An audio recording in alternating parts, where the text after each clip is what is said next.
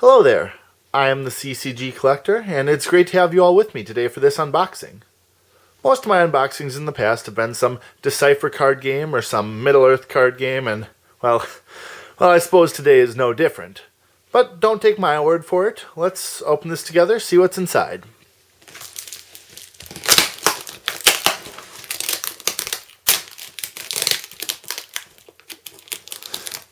Of course, I like to have the boxes partially open, so that it's not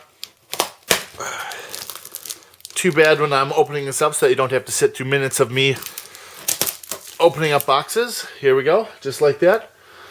We're ready to find out what got shipped to me. Oh, Lord of the Rings. Oh, very well packaged, I might add. A lot of bubble wrap, which is what you want for something like this. Give me just a second. Well, heck, I've got the camera here. Let's take a look. And as you can see, it's very wild. Opening up one of these with the camera on a tripod knocks it a little bit and whatever. So look at that. Binders and binders and binders. I don't have time to tear this up. Take my handy dandy scissors, and here we go.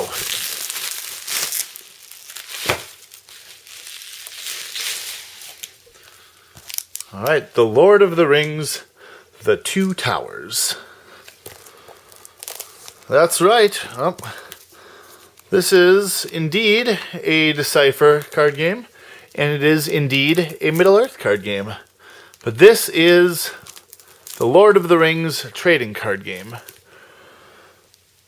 Should be 5 different complete sets, but we're going to find out. Now this is set number 11.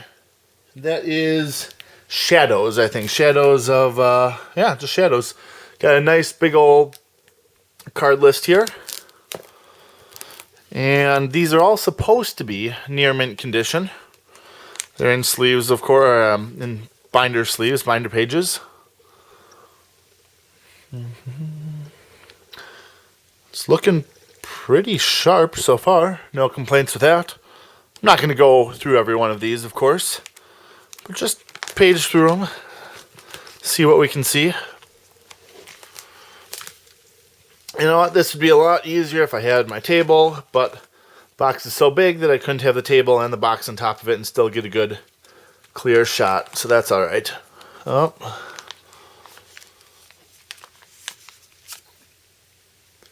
Just a tiny little nick at the top of this one, but not too bad. Bought this on eBay, got a really great deal for it. I want to say, let's see, 5 sets. Well, okay, I thought it was a great deal. I don't know the Lord of the Rings market too much, but paid about $50 for all 5 of these complete sets. And if they are truly in mint condition, that's good stuff. Some ring rays, locations, and here's the fun stuff. We've got a foil card, foil Fight for the Villagers, and a couple of ones in Elven text, I believe. Tangwar, is that what it's called? A Gollum, a Merry, some Southron guys. I think they're Southrons, might be Easterlings. And then, I don't know what this card here is doing. It is a premium from Set 0. Whatever Set 0 is. Again, as I say in many of my videos, I am the CCG Collector, not the CCG Walking Encyclopedia. Here's a foil card. It's in pretty good condition. Really no curve or bend to it at all, which is really nice and a little bit unexpected. Alright, so that's set 11. That's the Shadows. Number 2, Lord of the Rings. This one is The Mines of Moria, set number 2.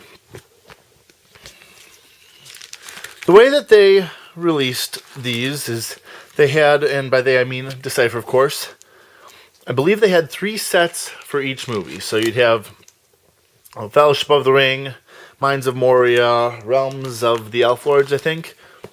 And those all were for the first movie that they released. Obviously, you can tell in the Middle-earth card game has art, and because that was what they had to go off of.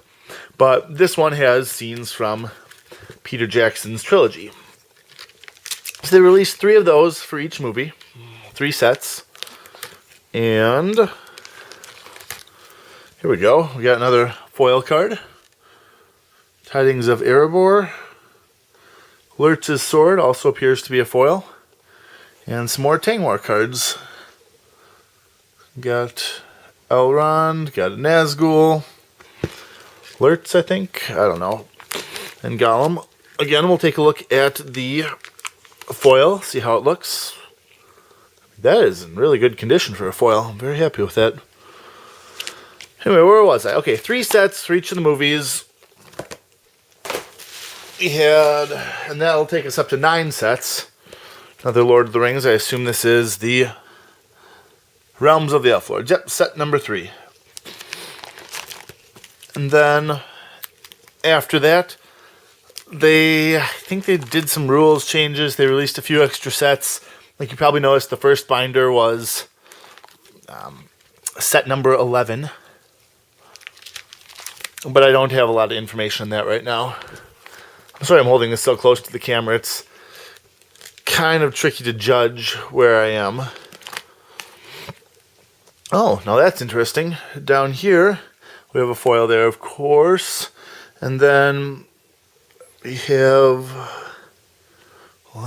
some foreign language, some, I'm guessing, Eastern European language of some sort. With all the Isengard skis and such. Yeah. Polish, perhaps? Czech? Who knows? Maybe this card list will tell us. No, that's just a card list for the base set. So that's alright. Binder number 3. Oh boy, oh boy, oh boy. Gotta be careful with this one. Now see, this is the problem with top-loading card sheets. Okay, I'll take care of these later. But you see right here, this is the problem with open binders, and this is the problem with top-loading card sheets. It's fairly easy to lose cards if you're not careful, like apparently I just was. Yeah, I don't really want to move these around too much because cards might get caught and they might get bent and all that. So I'm just going to set this off to the side and grab the, oh, there we go. And grab the last binder, which is a hefty one. Anyway, this is the problem with top loaders and with not using zipper binders. And it's just that with the zipper binder, like you've probably seen me use in my past videos, you can turn the thing around, you can flip them upside down and all that. That's great. Here, you can't. Also with top loaders, top loading sleeve pages, to me, I don't know, at least with sheets like these, they're a little bit looser of a fit, and it's a little bit easier for the card to come out. At least with a side-loading one, as you turn the page, you see how there are kind of bends between each column of cards.